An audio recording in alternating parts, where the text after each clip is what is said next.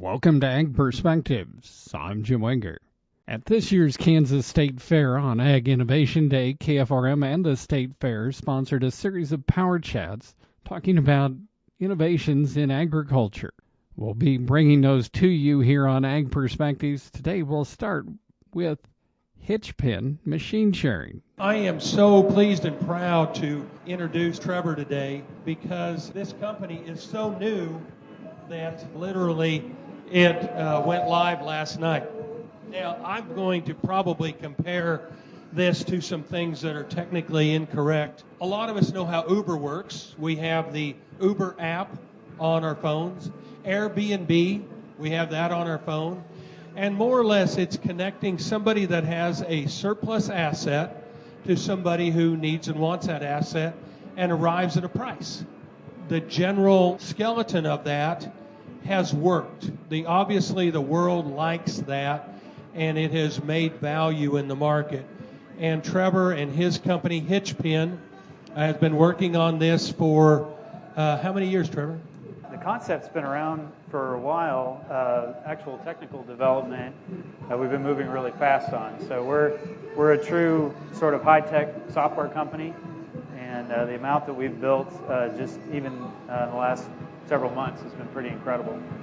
You know, and again, we know how the concept of Uber works, Yep. But this was tougher. It absolutely is. You think about a rideshare service, you got a couple different types of cars. You think about the diversity of agriculture.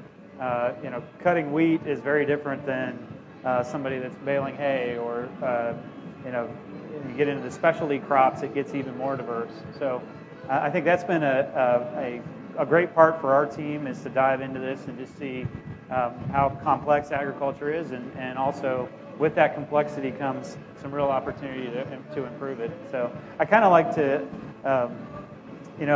for my non-ag buddies out on the coast, that I kind of tease them. I say, if you were going to book an airline ticket and you couldn't use the internet to do it, how would you do it? And the answer is, would you call every airline, get every schedule, and then call back the one with the best price and the best flight? And that seems kind of ridiculous, sort of in modern travel. And in many cases, that's where we're at with agriculture right now. It's I need a service done. I may know that there's 3 guys or 4 guys around that can do that, but I don't know their availability. I don't know, their pricing. There's a lot of those variables that are just very manual at this time. Well, and how many times have I heard that somebody said, man, I could have really used a combine for a few days, and the other guy says, boy, I wish I'd have known that. Absolutely. Because I was done. I wish I'd have known you needed that, because I could have come over, but I just didn't know. I might have been 5 miles apart or 10 miles. Yeah. Or, on the other hand, how about the guy that is in southern Oklahoma that gets hailed out, has a combine payment, and would love to have a place for that combine to go during wheat harvest? Absolutely. We grew our farming operation in the 1980s, which was a pretty terrible time to be farming. And I like to tease that at one point we had 5 combines, and they were all in various states of disrepair. And you'd start with 5, and that you would hope that one was working by the end. That's not going to be the case in the future. I mean, our farm, for instance, hasn't owned combines for years, and the big challenge has been, okay, if you're going to hire these services done, how do you get them on a reliable schedule? How do you know that you're first on the list and not, 5th on the list? And I think that's where HitchPin comes in and can really help with that. I think you mentioned a couple really important points. Is a lot of these producers bought pretty expensive equipment years ago, and now they're trying to figure out how to monetize it when prices are really low. So if they can pick up a job that's close in their neighborhood, and it may be that neighbor that they don't even know needs that service right now, you can increase the revenue on one side, and then on the other side, hopefully save some costs for these folks that aren't going to go out and purchase new equipment. And I'm sorry, I just have to keep going back to Uber, because I know and understand it, and I know a lot of the listeners don't. But when I go to Uber, it quotes me a price. Yep.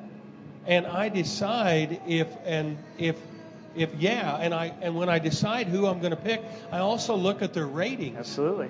You know, it's not necessarily the cheap guy. Absolutely. Look at is there parallels? Oh, and that's something that we've spent a lot of time thinking about.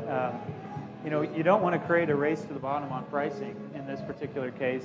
You want to have these producers that do a really good job. You know, they're reliable. They've got the appropriate equipment. They're not, you know, they're not broken down all the time. There's all these variables, and if that can be built into a reputation score, it's a pretty powerful thing, because it'll, as somebody selects which service provider to use, you know, they may be more price sensitive, or they may be more interested in the timeliness. There's all kinds of factors that are individual to the person that needs the service. So, and the rating on our app is very similar to Airbnb and other sharing economy platforms. It goes both ways. So you're rating the person providing the service, and then the same rating goes the other direction. I think that's wonderful. I think every craftsman that goes to a home, whether he's a plumber, electrician, or whatever, should rate the person when they leave. Because there's certain people go, I can't get a plumber to come anymore. Well, it's the same way with this. If you aren't a reasonable client to these folks, the world's going to know it. I'm pretty excited about it. I mean, you know, folks in ag country tend to be pretty cooperative and work with each other. But like you said, I mean, some people are easier to work for than others. And so to have sort of everyone on their best behavior, because they know that it's going to impact their ability to either get a service or provide a service in the future, I actually think we're going to see performance levels that are much higher on both sides than through a manual traditional form. You mentioned being on their best behavior, and that's kind of the way I am in an Uber.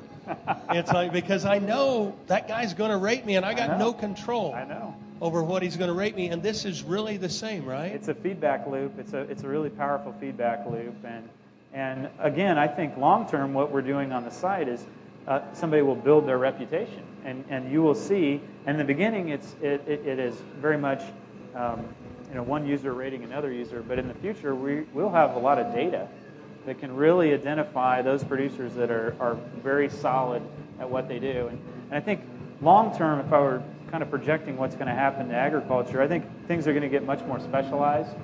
I think you'll see producers, instead of trying to own the entire spectrum of equipment, they're going to say, I'm really good at this. You know, I'm really good at hay operations, or I'm really good at harvest. And because of that, you know, they're going to focus on that. They're going to be good at it. They're going to take jobs in other places. And then on the flip side, they may not own that other equipment that they don't particularly enjoy doing or don't want to do, or the capital costs are too high.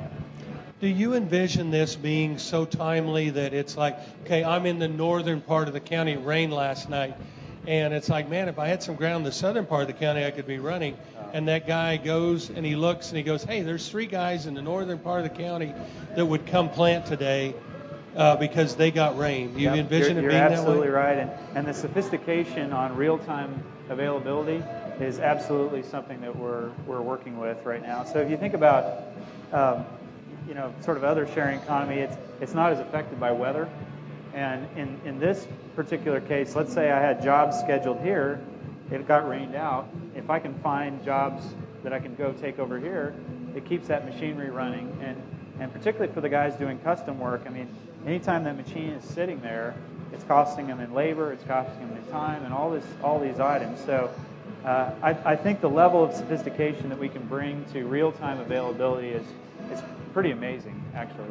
One thing with Uber, though, is I don't worry about paying that cab driver with my credit card. Uber has it.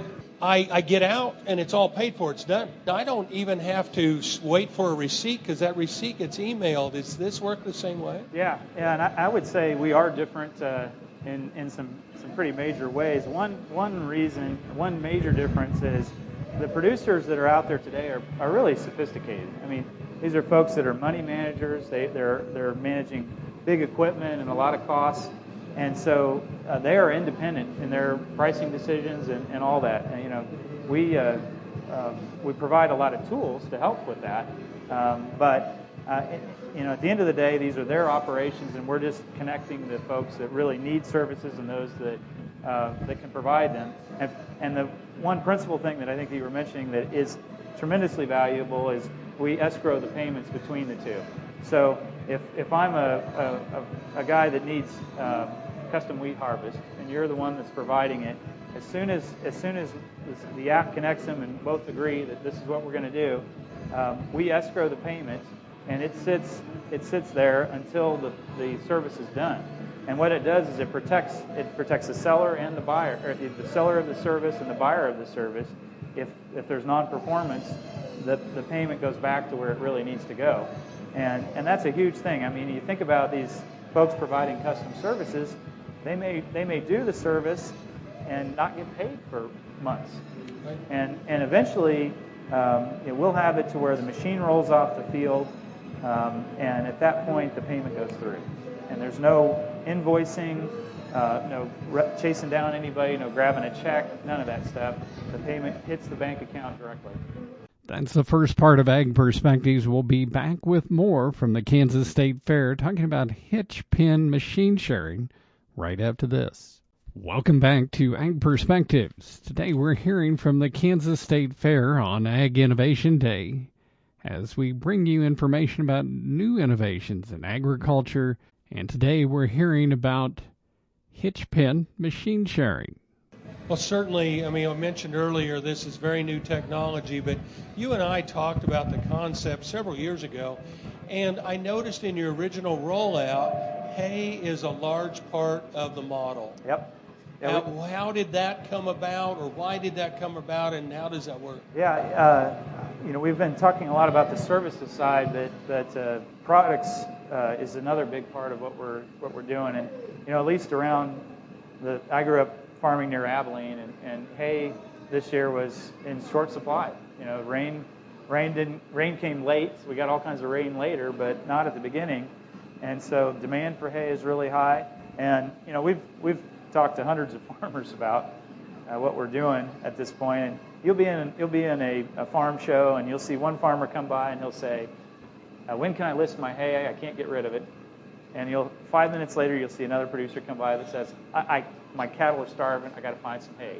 And so hay is the two services that we're starting with, or service and products that we're starting with at the beginning are buying and selling hay, and then fall harvest is the other one that we're doing. And on the hay transaction, it's pretty amazing.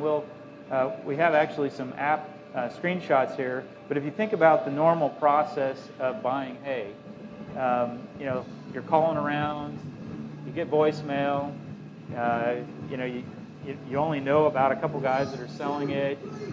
Maybe you pull a piece of paper off of the post at the co-op. I mean, it's a very manual process, and we have an app screenshot here, but literally in less than 60 seconds, you can find hay in your immediate area and purchase it through the app, and have the payment be escrowed and all of that, sort of all that performance in a fraction of the time that it would take to do one phone call.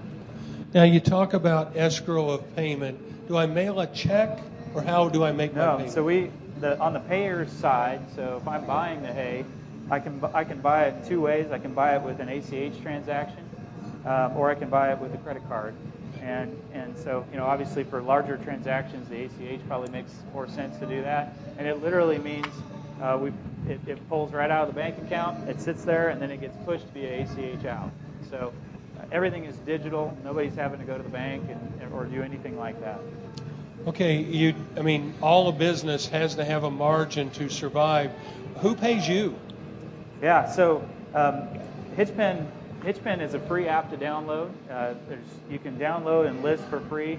The only time we make money is when somebody else is making money. So, but on that hay transaction, for instance, if the person posts hay and somebody buys it, then when we transfer the funds between the two, we take a portion of that success fee, and then that's sort of how we generate revenue. And our goal is to have that fee be really small. I mean, if you look at the overall size of the ag industry, if you're performing a great service for these producers, it's an enormous market, and also just a real service. If for instance, you're going to get paid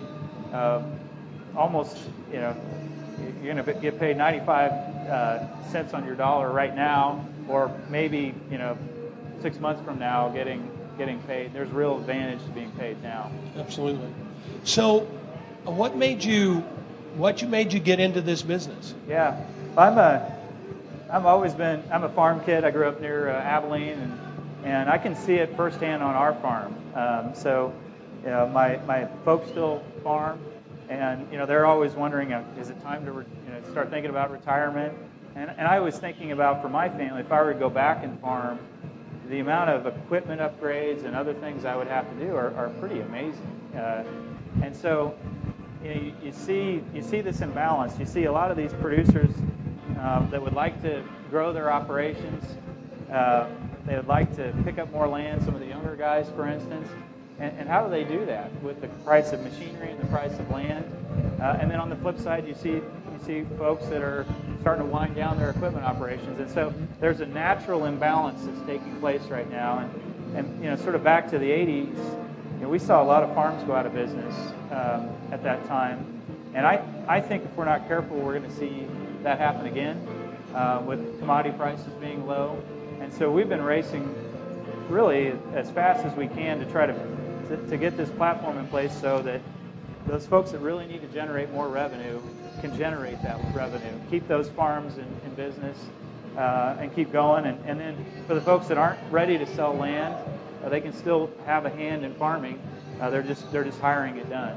And I think to the credit, we're now working with a number of ag organizations. So we're partnering with Farm Bureau, FFA, 4-H, and the Carl program. These are all organizations. I was a FFA and 4-H kid. I drug a sheep around the ring and all that stuff. And so as an ag company, this is the future of our customer base.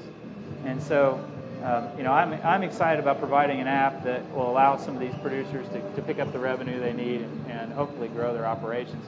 And to that regard, we're going to be supporting those groups directly financially through HitchPin. So, as those organizations introduce people to the app, we're going to be sending money back to those organizations. So, how does one go about building an app? I assume you go to the Silicon Valley.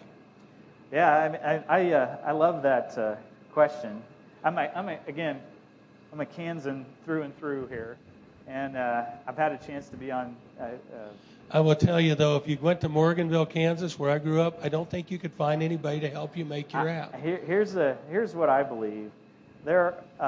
Intelligence is everywhere. There are sharp people everywhere. I've actually got members of our team here today, and these are Kansas kids, farm kids from places like Kansas and Texas and Missouri, and they're on par with anywhere in the world.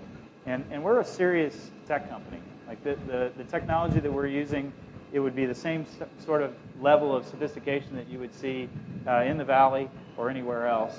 And I kind of like the idea that we're building this here in the heart of ag country. It keeps us close to our customers. It keeps us honest about what we're building. And so I think it's the best of both worlds. We're finding talent, and we're certainly providing value to our neighbors.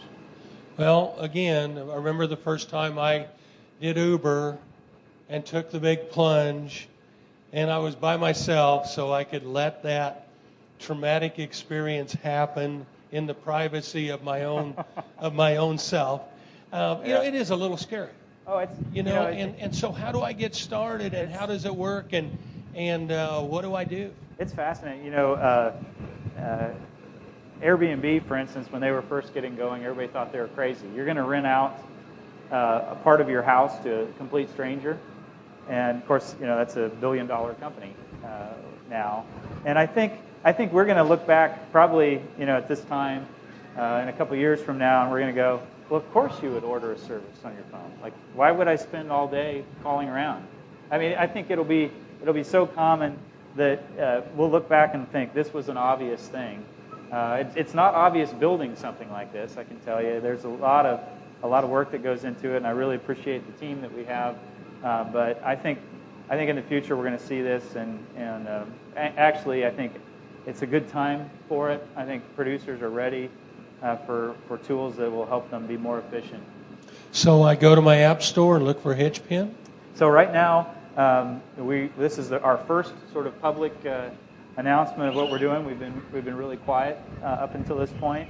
And what we're going to do is, if you go to HitchPin.com, you can sign up and register, and we're going to allow sort of a limited group of users in at the very beginning. And really, our goal is to build something that's truly helpful for the farmer. And so with this initial group, they'll have access to the most advanced features of the app, and then that'll all happen before a broader public distribution. So if you go to HitchPin.com and click register and put your information in, we're going to take just a small subset of that and then roll out the official app here shortly after that. So it's not available on the App Store yet. We'll actually send you a specific link, sort of an early access link. It brings up a question, though. Is it likely to be most applicable to my phone or to my laptop or to my desktop? Yeah, it's a great question. So we're building it so it's across platform. So it'll have an iOS app, Apple. It'll be on Android and a web platform. The two that we're starting with first are iOS, your iPhone, and the web. And actually, I think we're going to see most of the transactions happen on the phone. So we've got a good native app, which we showed some of the screenshots for. And I think, if you can sit in your truck and, the machine is broken down next to you and you realize the weather's coming in, and literally in a few minutes you can order that service and do it from your phone, I think it's an amazingly powerful thing. I mean, when I was growing up, everybody had pliers on their belt, right? And now you see a smartphone and pliers sometimes, but certainly a smartphone. And literally, this will be the most powerful tool that you have in the truck with you. Trevor McKeenan, HitchPin.com. That is Ag Perspectives for today. We'll bring you more from Power Chats on Ag Innovation Day from this year's State Fair on tomorrow's program. For KFRM, I'm Jim Winger.